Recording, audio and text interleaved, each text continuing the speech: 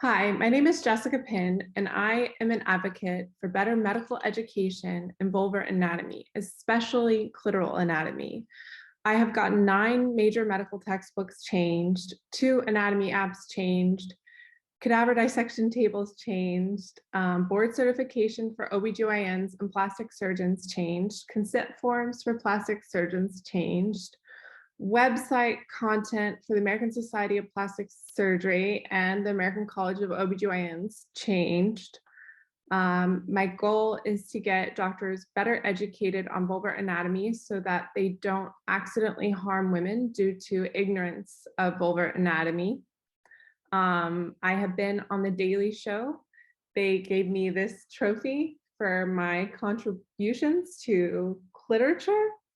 And so I'm just going to give this presentation on my advocacy and hopefully will inspire other people to help.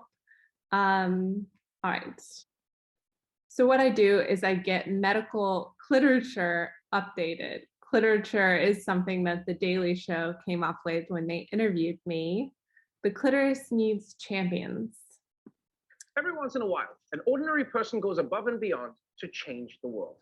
Tonight, Michael Costa has found one of those persons for another episode of Thank Me Later. So basically, Trevor Noah called me a hero. This is a common way to stimulate the clitoris. And this is the anatomy that I've been getting covered. At the time of Jessica's study, no medical textbook included anatomy of the clitoris, while these same textbooks were cock-a-block with penis cross-sections. Ouch. So the penis gets covered in great depth. As an example, Medscape provides 57 times as many words on the penis as on the clitoris. And I've asked them to— Dick, dong, ding dong, schlong. Oh, no, I mean like words, just like I counted the number of words in order to quantify how much coverage there was of penile anatomy versus clitoral anatomy. It was 57 times. And that's a huge problem because doctors will think they know adequate clitoral anatomy when they don't. That's scary because then they will be operating on people and not realizing what they need to watch out for. And that's actually what happened to me. Jessica herself was harmed during a surgery and dove into academic research to find out what went wrong. So basically, medical neglect of the clitoris has been longstanding and has devastating impacts on female patient care. Deliberate action is needed to get clitoral anatomy taught to doctors who treat and operate on vulvas. These illustrations here were published in 1844. They include detailed anatomy of the clitoris. You can see the nerves in the clitoris and the blood vessels in the clitoris. Modern OBGYN literature did not show this anatomy until I got it added in 2019. It was omitted because of taboo. It is still omitted from most anatomy textbooks. Most medical students do not learn this anatomy in medical school. These diagrams are not exactly right. The nerves here are much smaller than they really are. However, these are better than what was shown in a lot of modern medical literature until I started getting it changed. So basically, since 1844, ignorance has not been a matter of what is known, but rather a matter of what is taught. There is a widespread belief that clitoral anatomy is just not that important and doesn't need to be included because it's not medically relevant, and people are uncomfortable with the anatomy because it's involved in female sexual pleasure. So basically, it gets omitted because of taboo. It is fundamentally censorship. This affects real women. It affected me. It's affected many women who have contacted me. I just recently heard from a woman who was harmed in a surgery to remove a cyst. Other women have been harmed in diagnostic biopsies and repairs after childbirth and labiaplasties and in repairs after sexual assault. Sometimes it's hard to tell whether the damage was done in the repair or in the injury itself. However, the fundamental issue is that surgeons are operating blind without adequate knowledge of the anatomy, and there isn't a reasonable effort to prevent injury to the clitoris or to repair it if it does get injured. Here, I shared my personal story. What happened to me is I got a labiaplasty when I was barely 18. I sought my labiaplasty based on misinformation published by doctors, which I encountered when I got online to look up information about my anatomy, because when I was 17, I did not know what a clitoris was. I did not know what a vulva was. And so I was just online trying to learn. And I stumbled upon labiaplasty advertisements that contained misinformation. To this day, plastic surgeons and OBGYNs claim that protruding labia minora, which are common to half the female population, are considered unfeminine and embarrassing. They claim they are caused by excess androgens, which are male hormones, masturbation, sexual activity, and aging. None of those claims is supported by any evidence, yet they are widespread in medical literature. I can give another talk on how this makes female genital cosmetic surgery like female genital mutilation, because misinformed consent is not consent, but I'm going to focus on my advocacy for the clitoris here. These are the illustrations from my study. I published my study in the Aesthetic Surgery Journal. It's a plastic surgery journal. Most doctors considered qualified to operate on vulvas were never taught this anatomy. Basically, they typically don't know where nerves in the clitoris are. They are just under the skin of the clitoral hood, and they are superficial under the entire length of the clitoral hood. When surgeons operate on the clitoral hood, they don't tend to consider where the nerves are. And that is how I personally was harmed and how other women have been harmed. It is irresponsible. No one would ever operate on other anatomy blind. Imagine doctors operating on penises without knowing where penile nerves are. The nerves in the clitoris are just as large as the nerves in the penis. They are 2 to 3 millimeters in diameter inside the clitoris, which is hard to believe, but you can see pictures of the nerves in my study. It is really incredible. So what I do is I appeal to authors and editors of medical textbooks in order to change the training materials that doctors are learning from. And the idea is to get anatomy disseminated among doctors and taught to doctors by changing their training materials. The reason I do this is because professional medical organizations would not work with me, would not acknowledge a problem, and to this day will not communicate with me or take reasonable action to help get this addressed. So I go after the textbooks, but ideally professional medical organizations would take action. Over 20 major medical textbooks have agreed to updates. So my mission statement is to get anatomy of the clitoris covered in the same depth as that for other organs, to establish anatomical basis for female sexual medicine, and to ensure all doctors considered qualified to treat or operate on vulvas are taught clitoral anatomy. So one thing very bizarre is how clitoral anatomy and physiology tends to be omitted from literature on female sexual function and dysfunction. Imagine going to a doctor with breathing problems and having them not consider what could be wrong with your lungs. That is pretty much how female sexual dysfunction is approached. When I went to doctors with sexual dysfunction after my surgery, they told me that I just needed to relax and that I just needed to fall in love. They told me that my surgery could not have affected my sexual function, despite the fact that I had visible scars in my clitoral hood. And as we saw here, the clitoral hood is fundamentally the skin of the clitoris itself. So, anytime there's been surgery on the clitoral hood, there's always a risk of damage to the clitoris. So it's just bizarre. As an example of this problem where clitoral anatomy is omitted from literature on female sexual function and dysfunction, the nerves in the clitoris are omitted from the most authoritative textbook on female sexual function and dysfunction. Additionally, In the up-to-date article on diagnosis and management of female sexual function and dysfunction, they mention the word relationship 26 times. They mention the clitoris only 1 time. All they say is that you can put massage oil on the clitoris. In OBGYN textbooks, sexual function gets discussed in chapters on psychosocial issues and emotional issues. So it gets addressed as fundamentally a psychological issue, right between domestic violence and eating disorders. So they focus on relationship factors, lifestyle factors, psychological factors, and they focus on hormones, but they tend to avoid genitals. It's very bizarre. When I suggested that Medscape provide clitoral anatomy in their articles on female sexual dysfunction, they said that would not be helpful.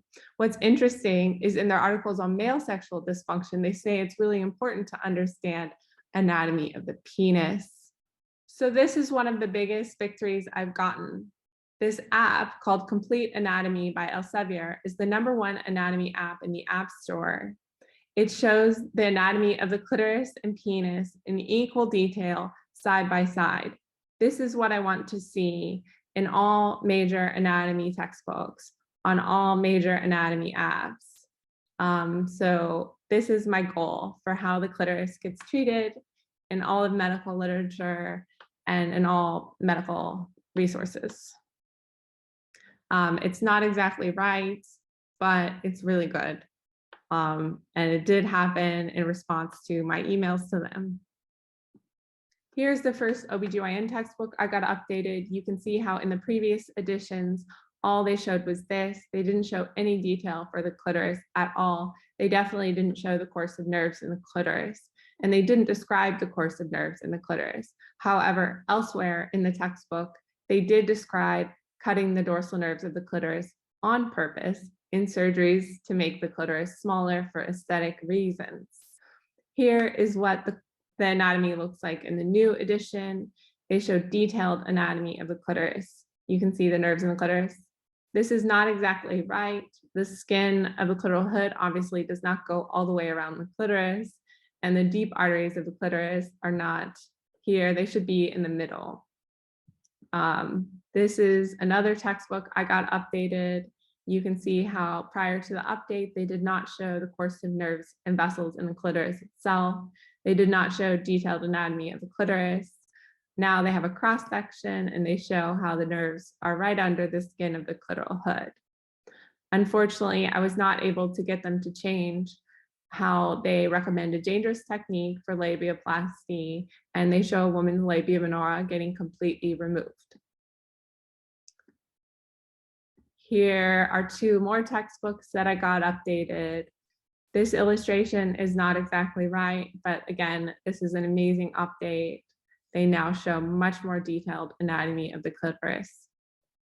So every update contains errors, and that has been really frustrating because doctors are obviously supposed to be very intelligent. And I tend to think that when intelligent people make careless mistakes, it's because they just don't care. It's been really hard to get doctors to care about the clitoris, and that is the fundamental issue. The clitoris is so important to female quality of life, and yet it is not treated that way in medicine. Often the clitoris is still described incorrectly and or as smaller than it is. The clitoris is still correct in basically all sagittal plane images, and the clitoral hood is sometimes not recognized as skin of the clitoris. For example, in Williams Gynecology and in Williams Obstetrics, they describe the clitoral hood in sections on labia minora, which sort of implies the clitoral hood is part of the labia minora, but it's not. It's a separate structure. And what happened to me and to other women is surgeons did clitoral hood reductions without our consent.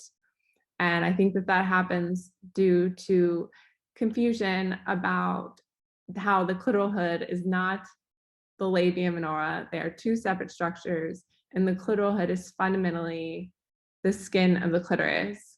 Here's a TikTok I made in frustration. And though they included this new illustration for the clitoris, which is great, they only included 1 paragraph on the clitoris. They described the clitoris incorrectly. They do not describe any of the details shown in the illustration.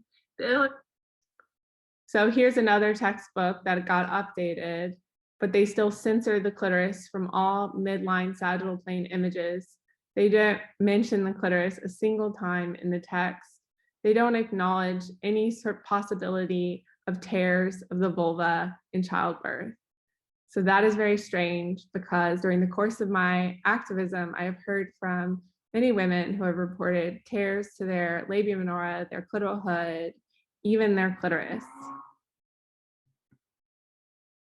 Here is the first anatomy textbook that has been updated to show a cross-section of the clitoris. It is called Moore's Clinically Oriented Anatomy. So this is more detailed anatomy for the clitoris than has ever been shown in a general anatomy textbook. That is a major victory. They still use 4 times as many words to describe the penis, but this anatomy textbook still has more words describing the clitoris than any other anatomy textbook. The bar is just so low. Someday, I hope to see an anatomy textbook devote half the words to the clitoris as they do to the penis. Just half is my goal.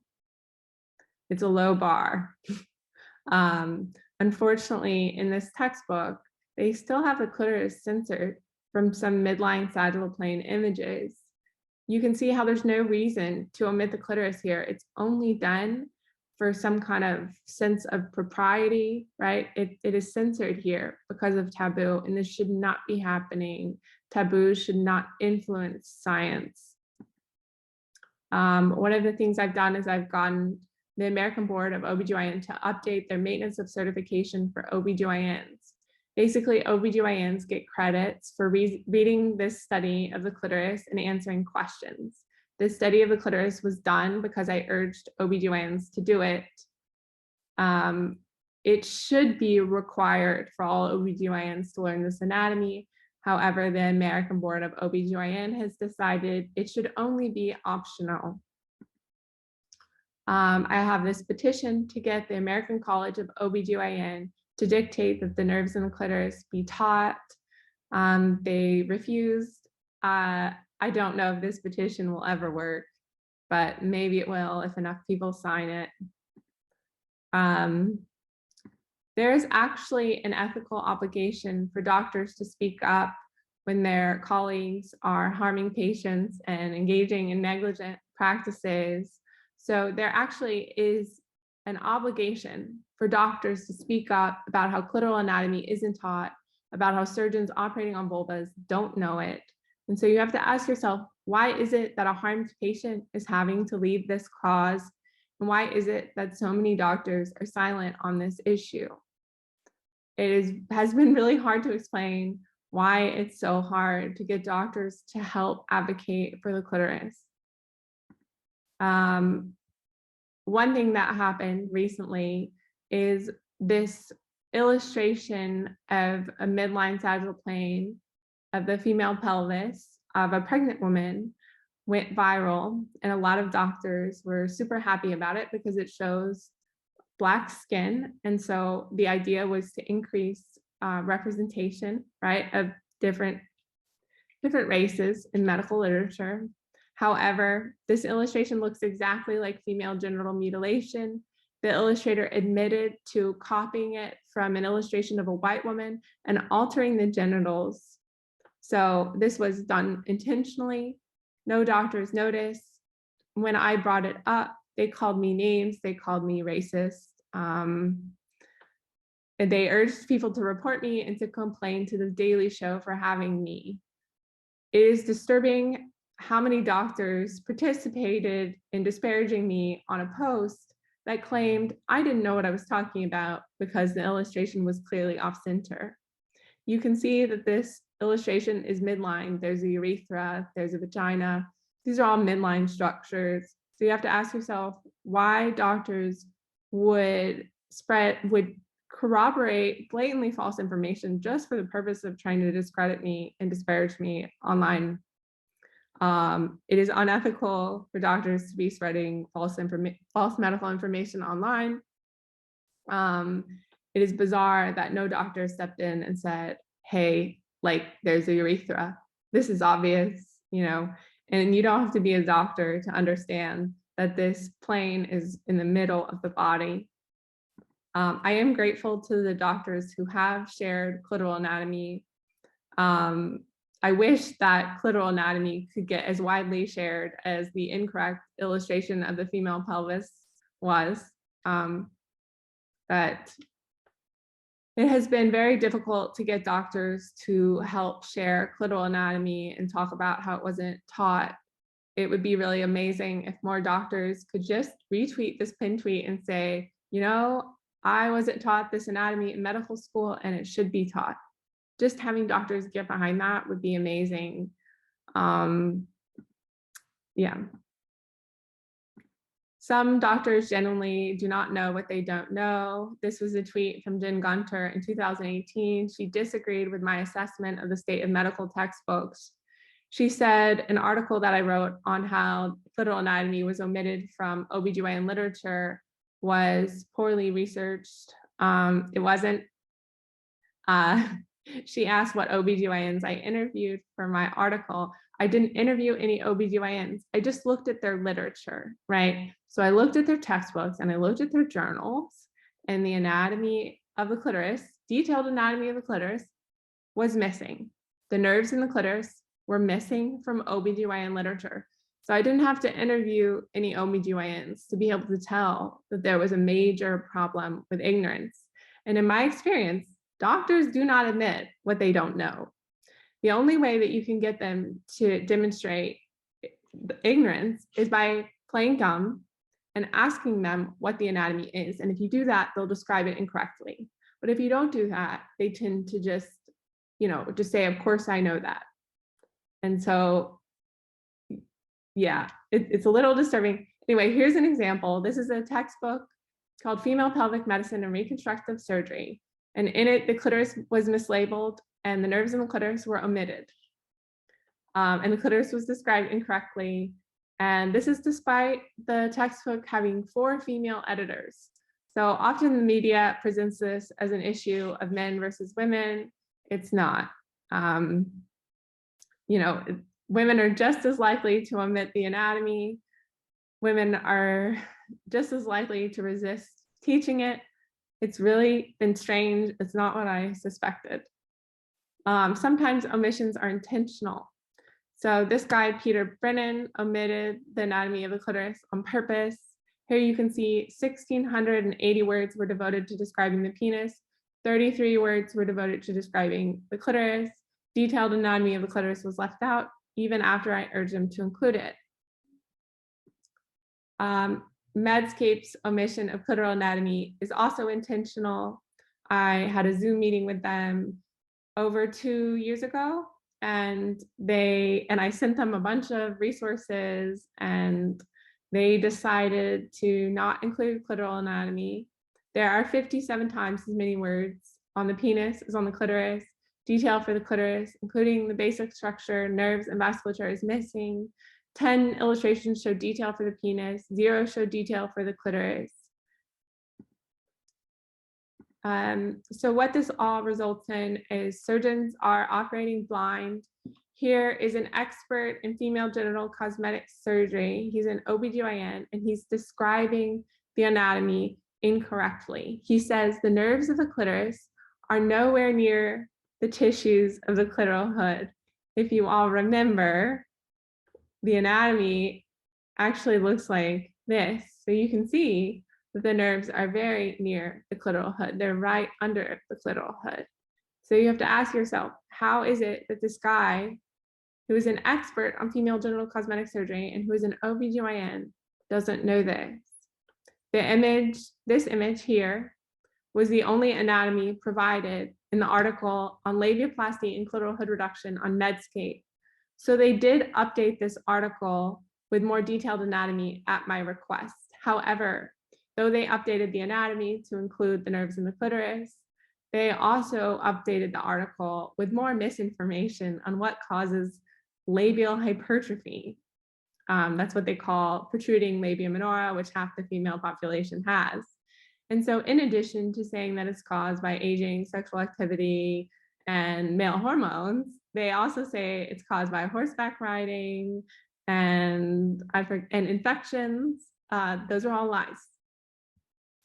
So the fundamental problem behind all of this is culture, right? So the reason why it's so hard to get this anatomy updated and to get it taught to doctors and to get doctors to speak up is because of our culture. And so we need to update clit culture.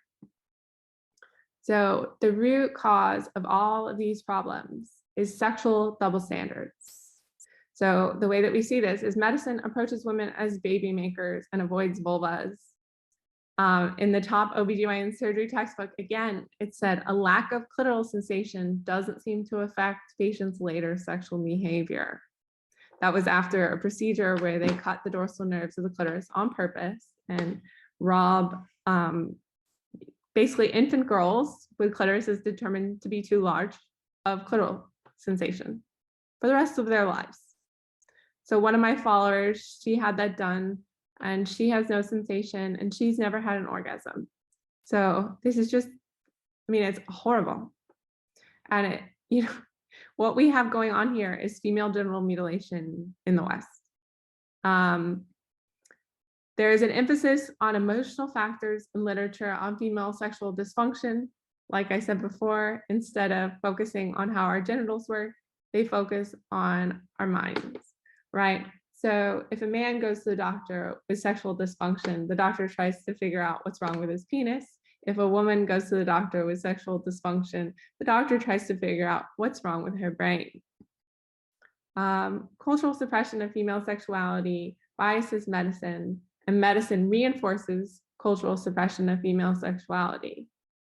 Right? At least this is my opinion.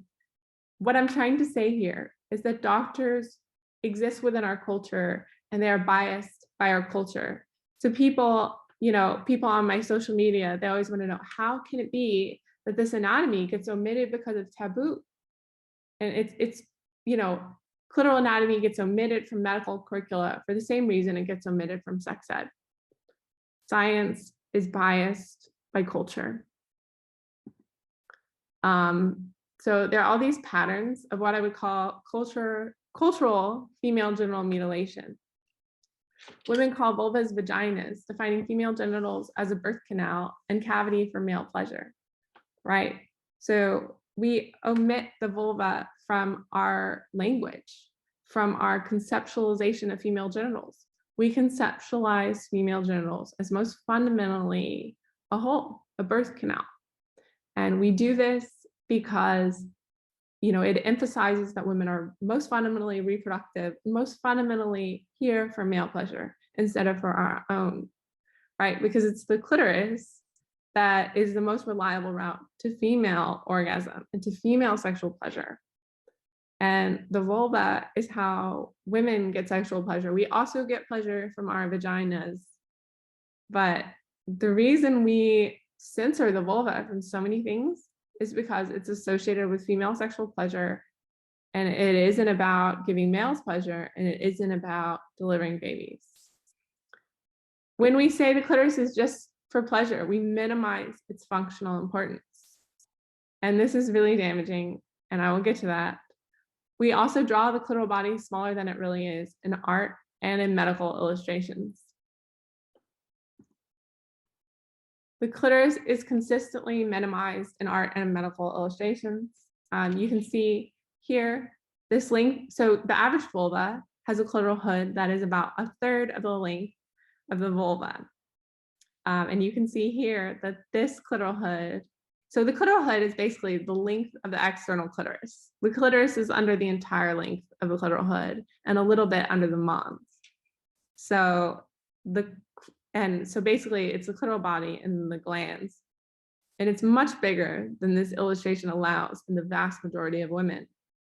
Here, this looks like, I mean, it looks a bit like female genital mutilation. It would be extremely, extremely rare for someone to have so little of the clitoris external. I've never seen a vulva that looks like this, never in my life. So illustrators can have an enormous impact. They can change the world. This illustration is from Hannah Bryce, and you can see how it is far more accurate than anything that has been published before. It really does justice to the clitoral body, and you can see how much longer this length is than is normally shown in medical illustrations. And she shows the nerves going into the clitoris. This is really an amazing illustration. So the clitoris really needs to be viewed as reproductive anatomy. The main reason the clitoris gets omitted is because it is not considered reproductive. And a lot of people will argue that it should be considered important, even if it's just for pleasure. But no matter what, an organ with two functions, right, with both a pleasure and a reproductive function, will be considered more important than an organ with just a pleasure function. And also, because of our culture around sexual pleasure, if an organ is just seen as for pleasure, it will, it will be stigmatized. It will be surrounded in taboo. And so I think it would be really helpful to acknowledge that the clitoris is fundamentally reproductive, and I will explain why it's reproductive. But here, one of my biggest victories was getting the clitoris covered in detail on this poster of the female reproductive system. This is the sort of poster that gets shown in doctors' offices. So I really hope to change the culture by having this poster up on the walls in clinics where patients can see it, where doctors can see it. Guess what they added to this poster? Let's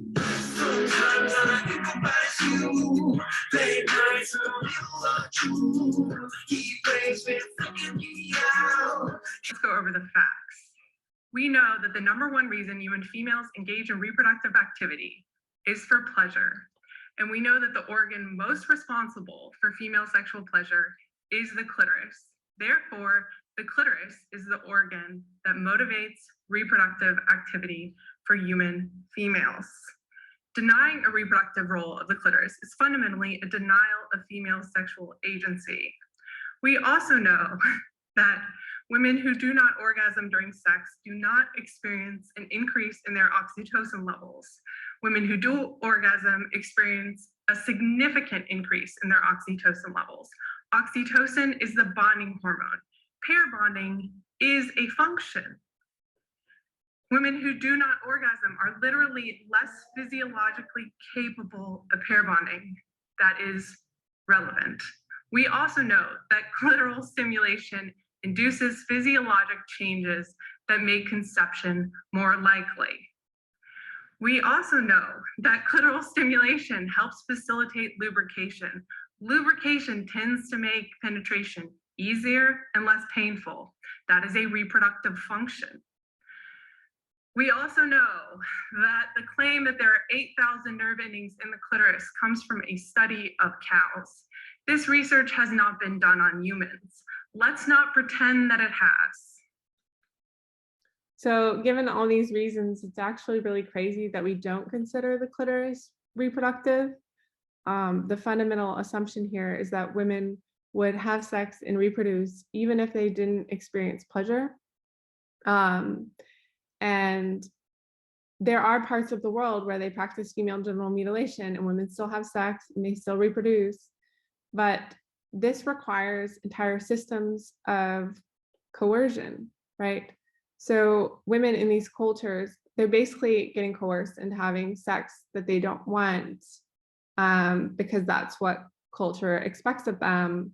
But for most of human evolution, there weren't any cultures, and it would be unreasonable to assume that most human reproduction back then occurred through rape. If it did, we would be an entirely different species. So, it's pretty obvious that women experience pleasure to motivate us to reproduce. And the clitoris is the organ most responsible for female sexual pleasure. And it is just bizarre that people don't see it this way. So I've tried to get people to imagine their life without a clitoris. Imagine what your sex life would be like. Imagine what your relationships would be like if you didn't have a clitoris. 91% of my followers said that if sex was not pleasurable for them, they would not have it. So would sex even be pleasurable without a clitoris? And remember that a lot of the clitoris is internal. There might still be pleasure with sex, but it would be a lot harder. We know that most women need external clitoral stimulation to orgasm, and orgasm leads to much greater increases in oxytocin. So basically, oxytocin barely changes in women who don't orgasm during sexual activity, and it increases a ton in women who do. And oxytocin is the pair bonding hormone. It is the love hormone. This is the hormone that helps women connect with their partners.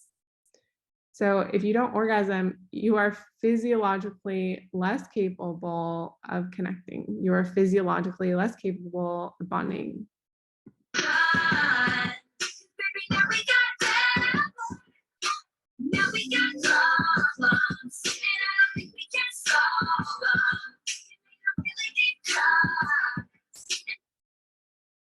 So doctors will argue that the clitoris just isn't that medically relevant, but we need to decide whether we are comfortable with female genital mutilation happening at the hands of doctors in our society simply because clitoral anatomy makes them uncomfortable.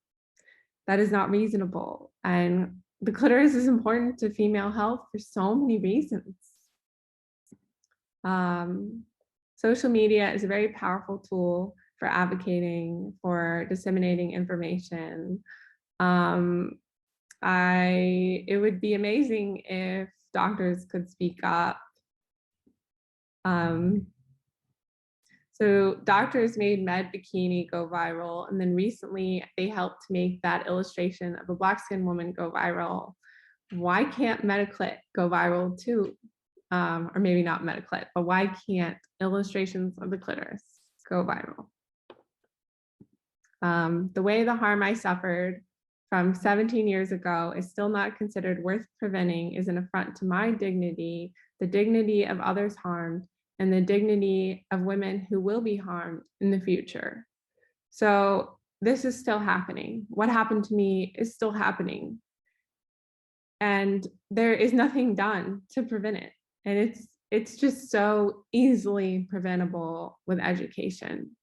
And it's like our healthcare system doesn't consider the trauma that I suffered, the loss that I suffered, worth preventing. That has been the most traumatic part of what I've been through. It hasn't been, that my doctor damaged me. It's been that the world didn't care about preventing it, right?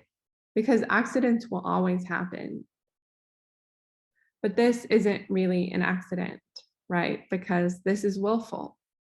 There is a willful refusal to teach surgeons who operate on vulvas adequate anatomy of the vulva. There is a willful refusal to treat the clitoris the same way every other organ is treated. So the clitoris needs heroes. What I said in my Daily Show interview is, if I can stop harm from happening to other women now and in the future, that feels like justice for myself, as it is an affirmation that what happened to me never should have happened and is not okay. And Michael Costa said, I'm pretty sure that's what Batman says. And that was my favorite part of my interview. He said that basically I'm a superhero, except my cause is in some ways more important. So I guess the next steps that I've been thinking about is a nonprofit. I was thinking about calling it Vulva Advocacy Group or VAG, but that could be a little too on the nose. So like maybe it would be better if I had a name that was more discreet, like a euphemism. I've been thinking about making clit swag to see if I could get women, wearing shirts that have clitoral anatomy on them. I personally have a shirt that has clitoral anatomy on it. And I'm also working on a review for sexual medicine reviews. I'm open. I've connected with a medical student who wants to do it, and I'm open to anyone else who's interested in helping. So here's my model of the clitoris. I'm just going to go over clitoral anatomy one more time. This is the glans. This is the part that's exposed if you pull back the clitoral hood. This is the part that is the most sensitive. This part of the clitoris is also external under the clitoral hood. In my study, the segment that was external was basically like this, right? So this is like the external part of the clitoris. It's really quite phallic. It's sort of like a miniature penis, and that's why everyone is so afraid of it. This is what a cross-section of the clitoral body looks like. You can see how the nerves are superficial, right? So the clitoral hood just covers it. You know, most of the clitoral hood is the skin of this part, and you cannot retract it. So that also often gets misunderstood. Only the free end of the clitoral hood can be retracted. These are the bulbs, and these are the crura.